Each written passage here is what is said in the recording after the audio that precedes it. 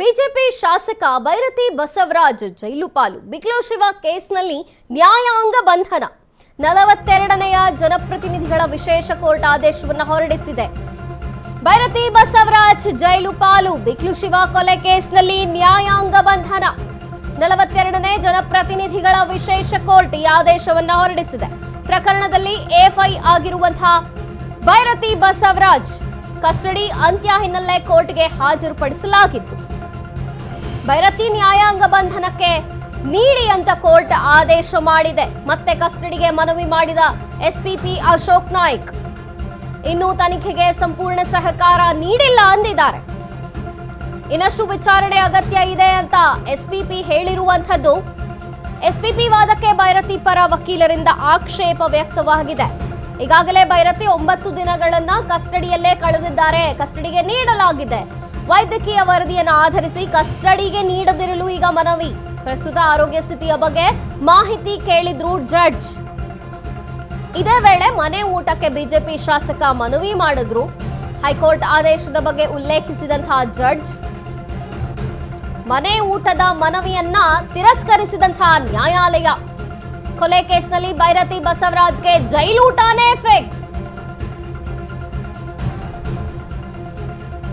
ಬಿಕ್ಲು ಶಿವ ಕೊಲೆ ಕೇಸ್ನಲ್ಲಿ ಈಗ ನ್ಯಾಯಾಂಗ ಬಂಧನ ಬೈರತಿ ಬಸವರಾಜ್ಗೆ. 42ನೇಯ ಜನಪ್ರತಿನಿಧಿಗಳ ವಿಶೇಷ ಕೋರ್ಟ್ ಈ ಆದೇಶವನ್ನ ಹೊರಡಿಸಿದೆ. ಪ್ರಕರಣದಲ್ಲಿ ಎಫ್ಐ ಆಗಿರುವಂತಹ ಆರೋಪಿಯಾಗಿರುವಂತಹ ಬೈರತಿ ಬಸವರಾಜ್ ಕಸ್ಟಡಿಯಲ್ಲಿದ್ರು. ಈಗ ಕಸ್ಟಡಿ ಅಂತ್ಯ ಹಿನ್ನೆಲೆ ಕೋರ್ಟ್ಗೆ ಹಾಜರನ್ನು ಪಡಿಸಲಾಗಿತ್ತು. ಬೈರತಿ ನ್ಯಾಯಾಂಗ ಬಂಧನಕ್ಕೆ ನೀಡಿ ಅಂತ ಈಗ ಕೋರ್ಟ್ ಆದೇಶವನ್ನ ಹೊರಡಿಸಿದೆ. ಮನೆ ಊಟನಾರ ಕೊಡಿ ಅಂತ ರಿಕ್ವೆಸ್ಟ್ ಮಾಡಿಕೊಂಡ್ರು ಕೋರ್ಟ್ಗೆ. ಆದ್ರೆ ಅದನ್ನೂ ಕೂಡ ಈಗ ಕೋರ್ಟ್ ನಿರಾಕರಿಸಿದಂಥದ್ದು. ಇನ್ನು ತನಿಖೆಗೆ ಸಂಪೂರ್ಣ ಸಹಕಾರವನ್ನ ನೀಡಿಲ್ಲ, ಇನ್ನಷ್ಟು ವಿಚಾರಣೆ ಆಗಬೇಕು ಅಂತ ಎಸ್ಎಸ್ಪಿ ಅಶೋಕ್ ನಾಯಕ್ ಹೇಳಿರುವಂಥದ್ದು. ಎಸ್ಎಸ್ಪಿ ವಾದಕ್ಕೆ ಬೈರತಿ ಪರ ವಕೀಲರಿಂದ ಆಕ್ಷೇಪ ವ್ಯಕ್ತವಾಯಿತು. ಈಗಾಗಲೇ ಬೈರತಿ 9 ದಿನಗಳನ್ನ ಕಸ್ಟಡಿಗೆ ಕಳೆದಿದ್ದಾರೆ. ಅಲ್ಲೇ ನೀಡಲಾಗಿದೆ ಕಸ್ಟಡಿಗೆ. ವೈದ್ಯಕೀಯ ವರದಿಯನ್ನು ಆಧರಿಸಿ ಕಸ್ಟಡಿಗೆ ನೀಡಬಾರದು ಅಂತ ಮನವಿ ಮಾಡಿಕೊಂಡಿದ್ರು. ಆದ್ರೆ ಪ್ರಸ್ತುತ ಆರೋಗ್ಯ ಸ್ಥಿತಿಯ ಬಗ್ಗೆ ಮಾಹಿತಿಯನ್ನ ಜಡ್ಜ್ ಕೂಡ ಕೇಳಿದ್ರು.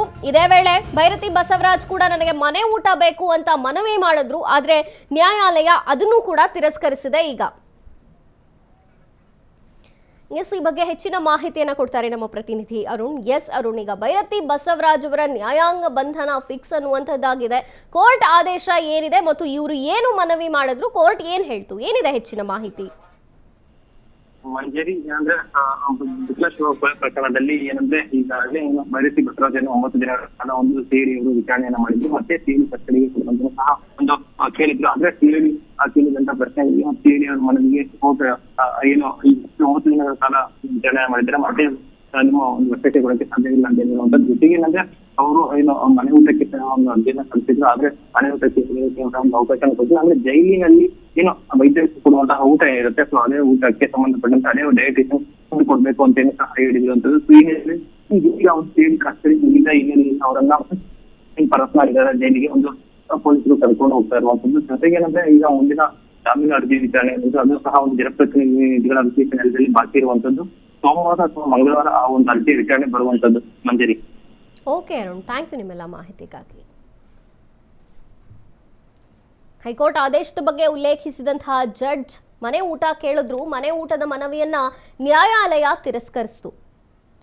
ಮತ್ತು ಕೊಲೆ ಕೇಸ್ನಲ್ಲಿ ಈಗ ಬೈರತಿ ಬಸವರಾಜ್ ಅವರಿಗೆ ಜೈಲೂಟನೇ ಫಿಕ್ಸ್ ಅನ್ನುವಂತಾಗಿದೆ. ನ್ಯಾಯಾಂಗ ಬಂಧನ ಮುಂದುವರಿಯುತ್ತೆ.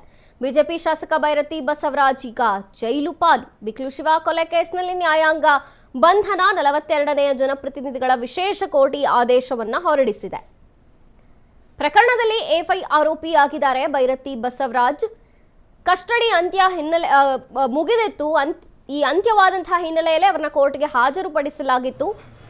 ಅಲ್ಲಿಯೂ ಕೂಡ ವೈದ್ಯಕೀಯ ಪರೀಕ್ಷೆ ಆದ ನಂತರ ಅದೇ ಕಾರಣವನ್ನ ಇಟ್ಕೊಂಡು ಕೋರ್ಟ್ಗೆ ಮನವಿಯನ್ನ ಕೂಡ ಮಾಡಲಾಯಿತು. ತದನಂತರ ಮನೆ ಊಟ ಬೇಕು ಅಂತ ಕೂಡ ಬೈರತಿ ಬಸವರಾಜ್ ಮನವಿಯನ್ನ ಮಾಡಿದ್ರು. ಆದ್ರೆ ನ್ಯಾಯಾಲಯ ಈಗ ಅದನ್ನು ಕೂಡ ತಿರಸ್ಕರಿಸಿದಂಥದ್ದು. ಇನ್ನೂ ಸಂಪೂರ್ಣ ತನಿಖೆ ಆಗಬೇಕು, ತನಿಖೆಗೆ ಸಂಪೂರ್ಣ ಸಹಕಾರವನ್ನ ನೀಡಿಲ್ಲ, ಇನ್ನಷ್ಟು ವಿಚಾರಣೆ ಮಾಡುವಂತಹ ಅಗತ್ಯವಿದೆ ಅಂತ ಈಗ ಎಸ್ಎಸ್ಪಿ ಕೋರ್ಟ್ಗೆ ಹೇಳಿ ಮನವಿಯನ್ನ ಮಾಡಿರುವಂಥದ್ದು.